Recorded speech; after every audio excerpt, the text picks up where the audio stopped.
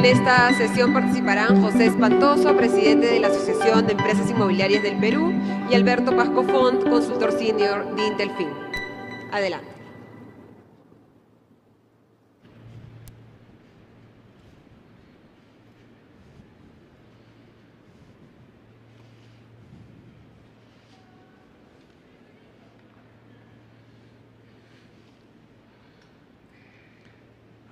Buenos días con todos. Muchas gracias, Alberto, por acompañarnos en este panel. Queremos empezar con un video introductorio que un poco recoge las cifras, los indicadores de la problemática del sector construcción en la parte de infraestructura y también del sector inmobiliario enfocado en la parte de vivienda. Si nos pueden ayudar con el video, por favor. El sector construcción representa casi 6% del PBI, pero viene cayendo 9% en promedio durante el 2023, lo cual incrementa la brecha de infraestructura existente. En los próximos 5 años, la brecha de infraestructura de acceso básico será de más de 117.000 millones de soles, que en su mayoría corresponde a los sectores de transportes, saneamiento, salud y telecomunicaciones. En los próximos 20 años, esta brecha de infraestructura de acceso básico superará los 363.000 millones de soles. De los 20 proyectos priorizados al 2019, 10 tienen menos de 1% de ejecución, 8 menos del 50% y solo 2 más del 50%. Los casos Lavajato y Club de la Construcción afectaron seriamente los proyectos de concesión y APPs y la capacidad de ejecutar obras de las empresas nacionales. Entre el 2013 y 2017 se comprometió inversión privada por más de 19.000 millones de dólares. Luego de Lavajato entre el 2018 y 2022, los compromisos de inversión cayeron a menos de 5.000 millones de dólares. Por otra parte, en los últimos 20 años, el 93% del crecimiento de las ciudades ha sido informal, promovida por mafias de traficantes de terrenos. Las mafias de tráfico de terrenos mueven cada año 1.100 millones de dólares, solo superadas por las mafias de trata de personas, 1.300 millones de dólares, y la minería ilegal, 2.511 millones de dólares. La informalidad ha creado un crecimiento urbano desordenado. A nivel nacional, el déficit habitacional es de 1.800.000 hogares, 500.000 no cuentan con una vivienda y 1.300.000 habitan en ambientes inadecuados, inseguros y zonas de riesgo no mitigable. Para cerrar la brecha en 10 años, se deben producir 190.000 viviendas cada año, 140.000 para cubrir la nueva demanda y 50.000 para cortar la brecha existente. Los subsidios de vivienda social no son un gasto, son una inversión. Los programas de vivienda de interés social tienen 3 componentes: bono, ahorro y crédito. El bono es el subsidio que otorga el Estado, el cual es una inversión y no un gasto. ¿Por qué? El Tesoro Público recupera en impuestos 2.8 veces lo invertido en el subsidio del programa Mi Vivienda y el 100% en el subsidio del programa Techo Propio. El programa Mi Vivienda multiplica 21 veces la inversión en el subsidio y el programa Techo Propio lo hace 1.5 veces. En el 2022, el Estado otorgó subsidios por 206 millones de soles a través del nuevo crédito Mi Vivienda y recaudó 338 millones de soles en impuestos derivados de ese mismo producto. Los programas de vivienda desde su creación han beneficiado a más de 700.000 familias en los últimos 20 años. La inversión inmobiliaria formal es la segunda inversión privada más grande a nivel nacional, bordeando los 4.000 millones de dólares en 2022. Además, tiene un efecto multiplicador sobre el empleo. En el 2022, la inversión inmobiliaria formal permitió crear 240.000 empleos formales. Sigamos construyendo un Perú con más vivienda formal para sus ciudadanos.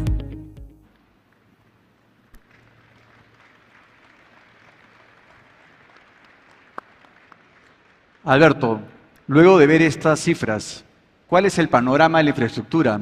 ¿Hay alguna buena noticia? ¿Cómo potenciar las concesiones ya otorgadas? Muchas gracias, José. Buenos días con todos. Muchas gracias a José por haber invitado a participar en este panel y a Juan Fernando Correa, organizador del CADE. Yo creo que hay elementos positivos que hay que rescatar en este tema. Ayer escuchábamos al primero Tarola, que nos comentaba que se están comprometiendo APP por $5.000 millones para este año. Hemos visto en el video que durante los 5 años del 2018 a 2022 se invirtieron entre obras por impuestos y concesiones 4.000 millones. Entonces, como nos comentaba ayer Osvaldo Sandoval, estamos siendo ambiciosos y creo que es importante. Y que se ha perdido el miedo a las APPs, a las concesiones, que fueron una víctima del proceso de Lavallato y durante muchos años no se hablaba de gobierno a gobierno, se hablaba de APPs, estamos retornando el tema, creo que eso es importante. Y hay otras noticias positivas que también son importantes de destacar. Muchas de las concesiones ya realizadas están rindiendo frutos. Tenemos, por ejemplo, la segunda pista y el nuevo terminal del Aeropuerto Internacional Jorge Chávez. Son $2.000 millones de inversión. Tenemos la ampliación del Muelle Sur, 350 millones de dólares de ampliación. Tenemos Chancay, el puerto de Chancay, que va a ser no solamente en monto de inversión importante, sino en términos de productividad y de conexión con el mundo. Entonces, tenemos APM Terminals, la contraparte del Muelle Sur, que está invirtiendo $1.200 millones en mejorar el puerto. Claro, desgraciadamente, ese proceso de negociación de la adenda para poder esa inversión ha demorado 4 años y el estudio de impacto ambiental recién se aprobó el 24 de octubre.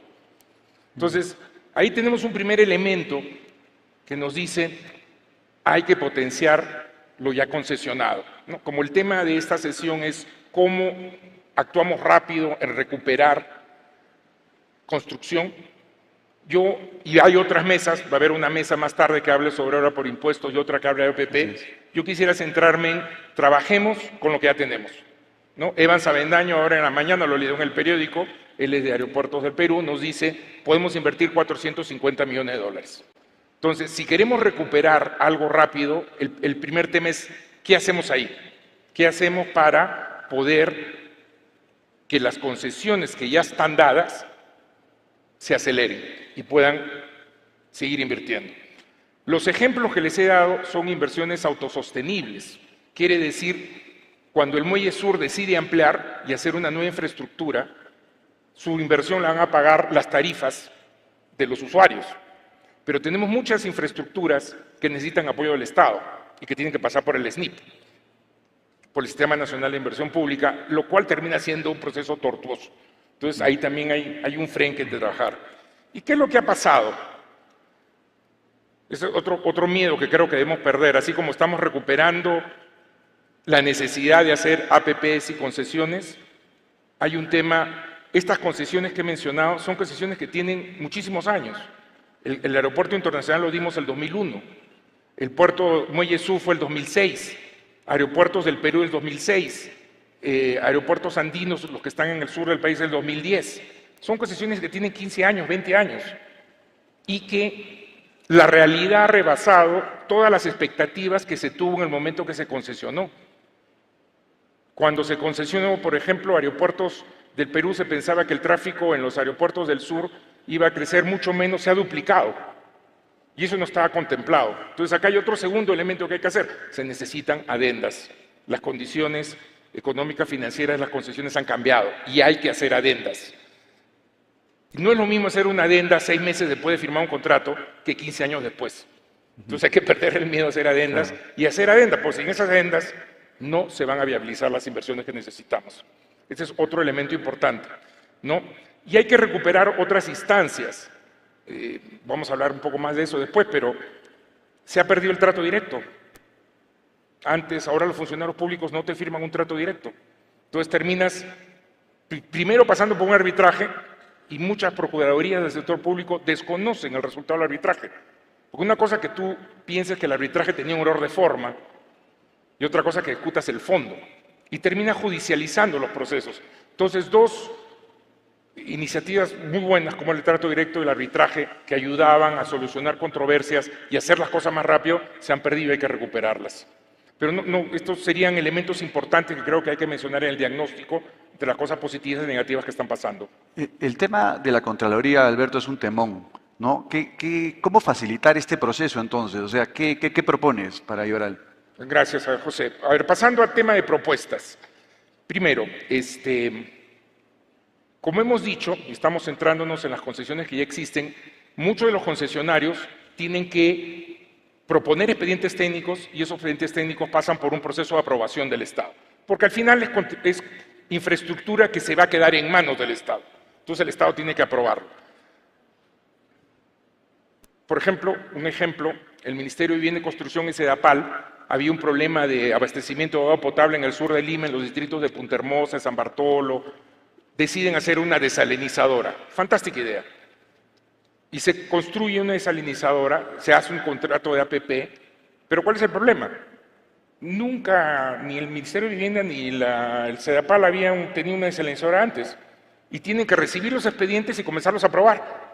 Y el proceso se demora 2 o 3 años en idas y venidas de lo que estaba planteado en el contrato. Entonces, una primera idea sería, ¿por qué no tercerizamos las labores de supervisión de obras y de expedientes a una gran firma internacional? Por ejemplo, y es otra cosa, cuando está, por ejemplo, en transportes, ¿el Ministerio de Transportes tiene que aprobarlo? El OCITRAN tiene que aprobarlo. ¿No? Contratemos una firma de muchísimo nivel por un periodo de 4 o 5 años con un retainer de repente, con un premio por proyecto, que supervise las obras. Que cuando se haga un expediente el concesionario, se lo envíen a esta persona, a esta institución, y esta institución dé los vistos buenos. Yo creo que en este proceso de contratación también debería participar Contraloría, para que todos estemos seguros de que se están...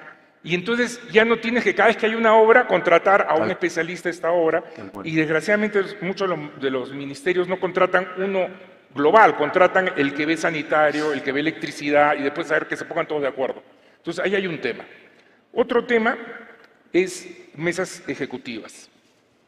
Las mesas ejecutivas han probado ser muy útiles para temas normativos.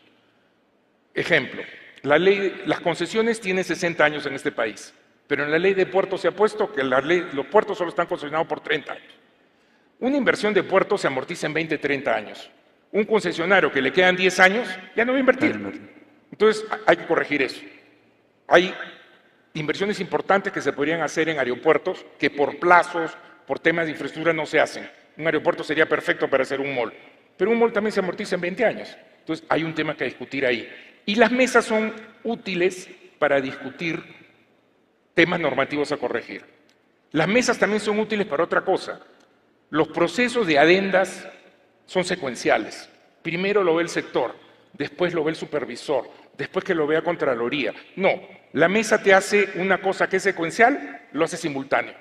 Todos al mismo tiempo discutiendo el tema. ¿Cuál es el problema?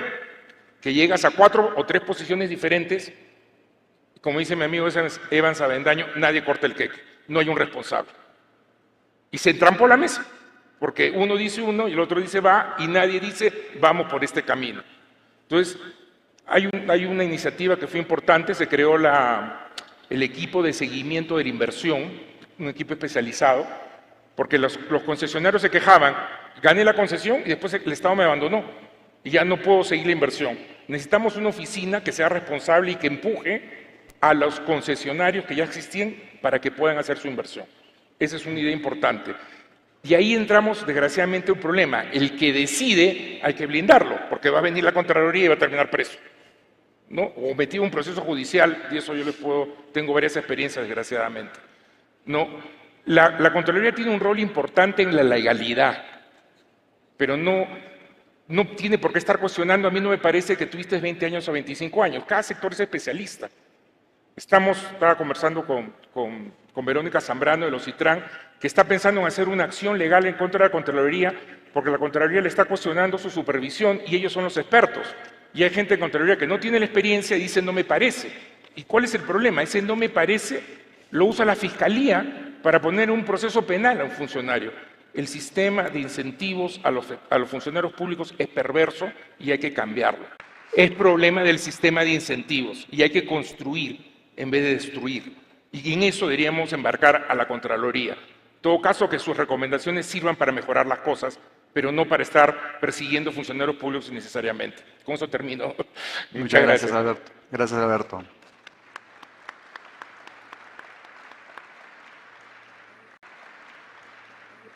La idea ahora es hablar un poco de la problemática de la vivienda y también tenemos un videito preparado que se llama Dos historias, dos realidades distintas. Si me pueden ayudar con el video, por favor.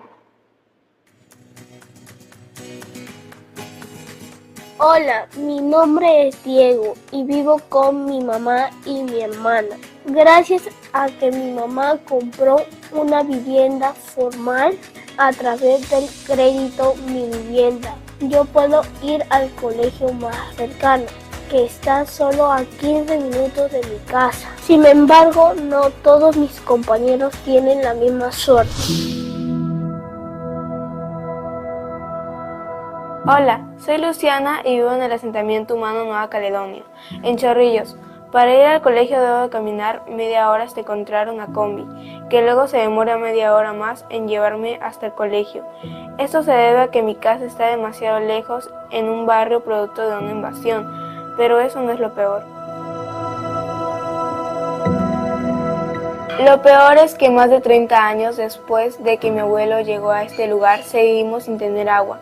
Tenemos que bombear agua desde los tanques que llenan las cisternas. Además hay mucha delincuencia e inseguridad. Me gustaría vivir en un barrio mejor. En mi casa puedo ver mis programas favoritos de televisión cuando quiera porque tengo luz las 24 horas del día. También tengo agua potable todo el día. Luego de bañarme y cambiarme me voy a jugar al parque que está cerca de mi casa, donde puedo jugar de forma segura. A mí lamentablemente mi mamá no me deja salir a jugar muy lejos de mi casa porque dice que el barrio es muy peligroso. De tarde y de noche salen algunas pandillas y me da miedo que me hagan algo. Nunca pasa por aquí ningún patrullero ni la policía. La vivienda formal es un factor clave para alcanzar la igualdad de oportunidades. La vivienda adecuada con todos los servicios en ciudades ordenadas con equipamiento urbano permite solucionar muchos de los principales retos que enfrentan las familias peruanas: el acceso a servicios públicos, salud, educación y seguridad. Es deber del sector público y sector privado generar condiciones para que la vivienda formal y adecuada sea asequible para todos los peruanos.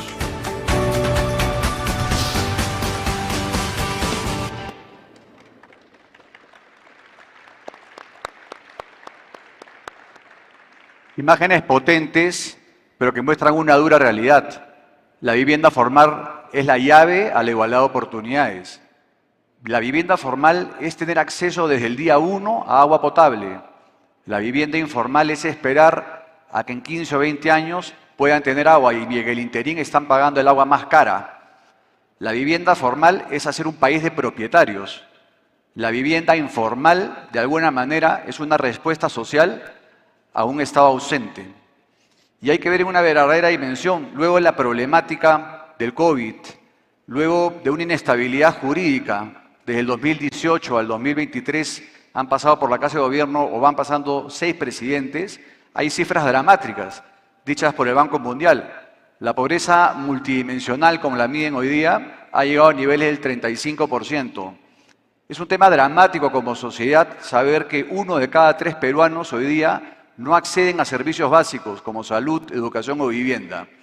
Por eso nosotros postulamos que cuando entregamos una llave a una familia de un programa Techo Propio, le estamos dando acceso inmediato a saneamiento, a agua, a electricidad, le estamos dando acceso a colegios, a hospitales, a medios de transportes. En otras palabras, cuando entregamos una llave de Techo Propio, estamos mejorando la calidad de vida de las familias peruanas. Es súper preocupante también, como lo ha dicho el video inicial, que tenemos un déficit habitacional de 1.8 millones de hogares, hogares que no pueden acceder a una vivienda. Y es terrible esta situación, porque no acceden a una vivienda, tenemos que producir, para bajar el déficit en 10 años, si nos ponemos como meta, tendríamos que pasar de producir 40.000 viviendas que hacemos hoy los formales, a pasar a producir 190.000 viviendas. Y eso es una tarea que la tenemos que hacer de manera articulada y de manera conjunta entre el Estado y los privados. Si no, los que están ganando esta batalla son las mafias de los traficantes de terreno. Es indudable, José, la necesidad de la vivienda formal y la importancia de los beneficios que tiene la vivienda formal. Yo te quería preguntar, ¿la política pública nacional está ayudando a cerrar esta brecha de infraestructura en este campo? Mira, gracias Alberto. Es cierto que en los últimos 20 años el modelo de vivienda, desde la creación del programa de vivienda, ha beneficiado a más de 700.000 familias. Pero también es totalmente cierto de que tenemos 4 retos importantes hoy que liderar o enfrentarnos, digamos, ¿no? El primero es la inestabilidad jurídica. Ustedes, de hecho, tienen amigos inmobiliarios que les habrán dicho lo más importante en el tema inmobiliario es ubicación, ubicación, ubicación. Hoy día, para nosotros, los desarrolladores inmobiliarios, es tan importante la ubicación como la predictibilidad, predictibilidad y predictibilidad. Y estamos pasando por un proceso en plena recesión, en donde hay una corriente, una narrativa de ciertas municipalidades que están atrasando o están impidiendo el desarrollo formal de la vivienda, en no dar acceso a la vivienda formal en estos distritos. Y este es un tema importante que tenemos que solucionar, porque hemos potenciado un poco este tema que están trabando estas municipalidades, considerando las personas o los desarrolladores que compraron terrenos y que hoy día no pueden aprobar anteproyectos, los que no pueden sacar sus licencias de construcción, o lo más triste, los que ya están construyendo y les han parado obras, con ordenanzas totalmente arbitrarias. Y esto es un daño hoy día a la economía, como digo, en un tema de recesión, de una parada de inversión informal privada más o menos de 1.200 millones de dólares. Estamos hablando potencialmente de 400 proyectos que pueden estar paralizados en los próximos meses y que además con quitada de empleo de más o menos 70.000 personas. Entonces, es importante, así como ayer el ministro Tarola habló de un pacto por el agua, de hablar también de un pacto por la vivienda. Un pacto por la vivienda que tiene que estar liderado por la ministra de Vivienda, y convocando a los actores principales. En este caso hay que convocar a la Municipalidad Provincial de Lima para ordenar un poco, rayar la cancha y que las inmobiliarias puedan trabajar y dar cada vez más acceso a las familias peruanas. Un segundo tema importante o un segundo reto es el tema que los subsidios que se han presupuestado para el año 2024 son insuficientes. Han presupuestado 1.200 millones de soles, que son como 320 millones de dólares. Y la verdad, a mí me da envidia sana comparar a veces con Chile. Chile, por ejemplo, tiene menos población, Chile tiene menos déficit habitacional y tienen 4.500 millones de dólares en subsidios contra los 320 millones que tenemos nosotros. Entonces, pensar que vamos a reducir una brecha habitacional en los próximos años con estos subsidios realmente es difícil de pensar. Y acá me acuerdo lo que hablaba Álvaro el día de ayer, de la importancia de hablar con los gremios, y lo tengo que decir con todas las palabras. Nosotros sí tenemos esa suerte, sí tenemos un Ministerio de Vivienda con el cual estamos trabajando de manera conjunta, hemos sido convocados, hemos felicitado toda la reestructuración que han hecho en el Fondo Mi Vivienda, por todos los temas de corrupción conocidos por todos. Hoy día en el Fondo Mi Vivienda y en el Ministerio contamos con personas profesionales de primer nivel con los cuales podemos consensuar ideas. En esa línea fuimos convocados a esta reactivación económica unidos, y si bien los anuncios fueron alentadores, los consideramos insuficientes. Y acá queremos, sí, digamos, apoyar los esfuerzos que viene haciendo el Ministerio y el Fondo en 2 medidas concretas de corto plazo. Y una es respecto a los subsidios. Tenemos que pasar por lo menos de 1.000 millones de soles, perdón, que han dado en subsidios para el bono familiar habitacional, que es techo propio, a por lo menos 2.000 millones, ya sabiendo que la plata que ponemos en subsidios le regresa al Estado vía impuestos en 2.5 veces y además dinamiza la economía en 14 veces. Y por el lado del crédito es fundamental. Si bien es cierto, ha estado el enunciado de la reactivación económica unidos, es fundamental lograr que el Ministerio de Economía aporte capital al Fondo Mi Vivienda, los 1.500 millones de soles que se vienen trabajando hace tiempo, de tal manera que el Fondo Mi Vivienda no deje de colocar créditos a las familias que puedan acceder a créditos a tasas preferentes, ¿no? Ese es un tema fundamental para nosotros. Un tercer punto de reto que tenemos es la mafia de los traficantes de terreno, que es un gran tema, ¿no? Estas personas, que es una economía ilegal, ¿no?, de 1.200 millones de dólares al año, aprovechan la necesidad de las personas y lucran con esto, ¿no? Y claro, ahí tenemos que hacer una acción conjunta. Yo los invito a ver cuando puedan en el Google Earth Chancay. Chancay es una gran inversión, vean el puerto, cuando hagan el zoom, vayan al noreste del puerto y van a ver que ya las mafias ya están controlando, ya invadieron y ya todo el desarrollo urbano potencial que tienen ahí lo están ganando la mafia de terreno. Y un cuarto reto que tenemos importante es el tema del déficit de suelo urbano.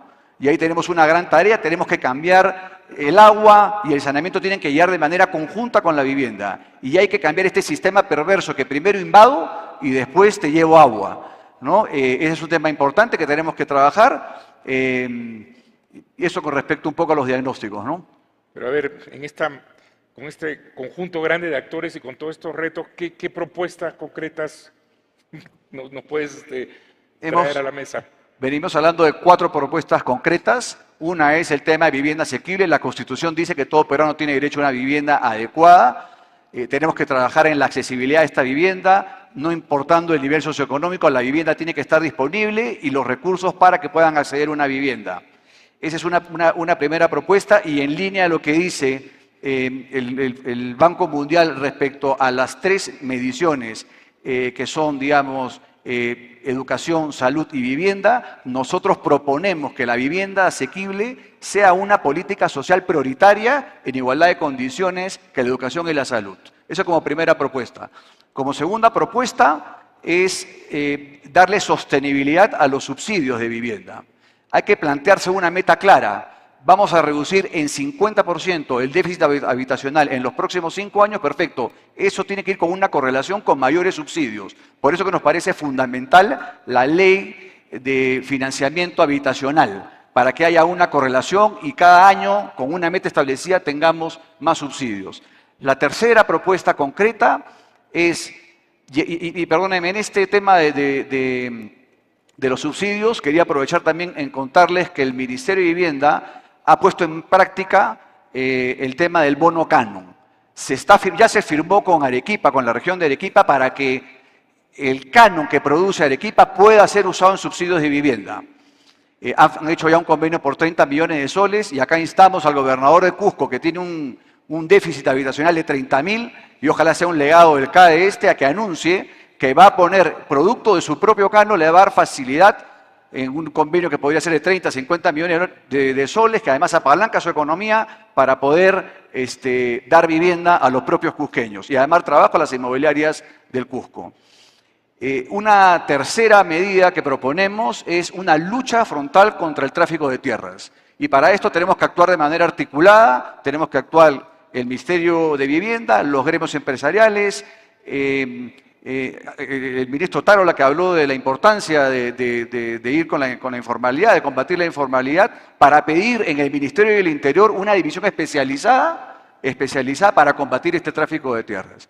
Y para terminar, poner en marcha, sí, el tema del operador de suelo público. Para tener más vivienda asequible, necesitamos que ya el Fondo Mi Vivienda, que es la ley DUS, está facultando al Fondo Mi Vivienda para destinar suelo urbano habilitado para que se desarrollen grandes proyectos de gran envergadura como lo ha hecho Chile. En general, Alberto, creo, esas son las propuestas que tenemos. Nosotros particularmente creemos, tanto como Alberto, que los temas de construcción, de infraestructura, los temas de vivienda, son temas fundamentales, son temas que ayudan a cerrar brecha social, una brecha social que en décadas viene creciendo y que son caldo de cultivo para fuerzas políticas extremistas que no las queremos más. Nosotros creo que conjuntamente tenemos que producir bienestar en las familias peruanas. Tenemos que poner a las familias en el medio y en función a eso dar políticas para atender a estas familias. Como dice el lema del CADE, tanto Alberto como yo creemos claramente en el potencial de este país. y estamos seguros que vamos a tomar la senda del crecimiento y el desarrollo, que son, digamos, dos lineamientos claros para preservar nuestra democracia y también para alcanzar la paz social que tanto nos merecemos todos los peruanos. Muchas gracias. Muchas gracias.